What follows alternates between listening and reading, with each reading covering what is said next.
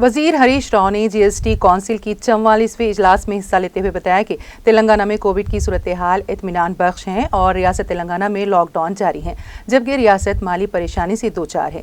मई में लॉकडाउन की वजह से रियासत को 4100 करोड़ का नुकसान हुआ। इस तनाज़ुर में उन्होंने मरकज़ से FRBM को 4 से बढ़ाकर 5% करने का मुतालबा किया है। उन्होंने कहा कि FRBM को फ़रोग़ देने से कौमी और रियासती माशी प्रोग्रामों को फ़रोग़ मिलेगा और मुलाजिमत के मौक़े भी फराहम होंगे। वज़ीर हरीश राव ने मरकज़ पर जोर दिया कि वो जल्द कोविड वैक्सीन तक़सीम करें। कोविड की तीसरी लहर के साइंसदानों की पेशकयासी के पेश नज़र मरकज़ वैक्सीनेशन प्रोग्राम जल्द ही अंजाम दिया जाएगा।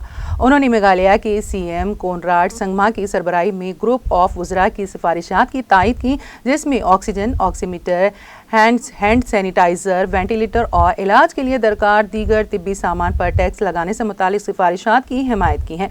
वज़ीर हरीश राव ने इस मौके पर कमेटी के मेंबरान और ओहदेदारों का शुक्रिया अदा किया। इस इजलास में तेलंगाना के वज़ीर फाइनेंस हरीश राव के अलावा चीफ सेक्रेटरी सोमेश कुमार और कमर्शियल टैक्स कमिश्नर नीतू प्रसाद ने शिरकत की।